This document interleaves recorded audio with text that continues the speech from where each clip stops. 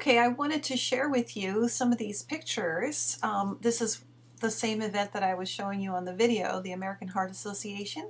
So this picture here is the grass area where the reception was for 500 people. This picture shows the walkway that we put a red carpet on for the reception. And this one shows that the scaffolding had already been built, and then the framework for the tent is already being built here. And this shows the red carpet that we installed so they don't work on the dirt area here. So they had the parking here, we had valet. And then this is the reception where they were mingling. I had 3 bars set up and about maybe 8 cocktail tables. And then here is just one of the, we just had one, we had one station and the rest was tray passed.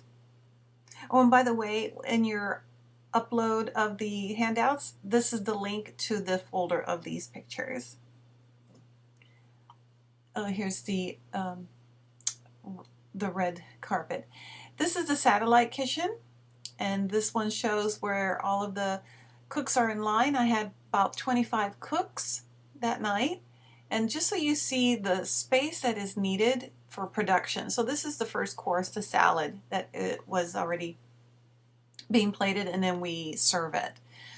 So a lot of event planners don't take into consideration all the space that is needed for an off-site location for all of the catering end of things. So we needed the kitchen. This is satellite kitchen, and also for busing that was next to the tent because we didn't have enough space inside the tent. So some of those things need to be considered. We didn't have enough space inside the tent because of the trees. You can see this picture here, the middle one at the bottom. I took this picture from the satellite kitchen so that you can see the distance from the kitchen to the tent, the dining area, and see this is a server carrying the tray, how much they had to walk. So I had to make sure that I had extra lighting because this was an evening event so that they could see where they're going. Very important to keep your staff safe. And then this is what the inside, the one on the left bottom of the dining area looked like. We also had, of course, lighting, and then a stage with a background screen for the presentations. And then the last one on the right is showing how far up the scaffolding had to go in order to create this whole floor in the inside to be even. And this is how the guests walk up.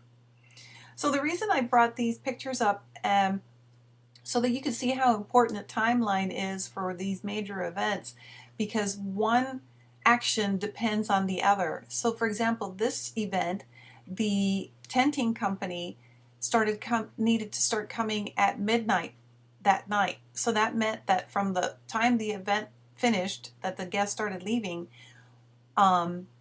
I had to make sure that in my timeline that the rental company was ready there so that they could remove all the tables and chairs. But before that could happen, my staff had to remove all the linens and the napkins and any glassware, any table numbers, anything that was left on the table, all the candles, the florals had to be removed. So that's why it's important for everybody involved. So these are 3 steps just that I told you to end this evening. Is, let's say at 10 o'clock, I had a whole crew of my staff to come in and just break everything down, meaning remove the linens, put them in the right bags, remove all the china, the flatware, the glassware, and put them in the right racks, because the rental company was going to start coming to remove all of the tables and chairs. Then at midnight, this tenting company came to remove the tenting. So all those steps had to be overseen, and that's what my job was for the next couple days. Thank you very much.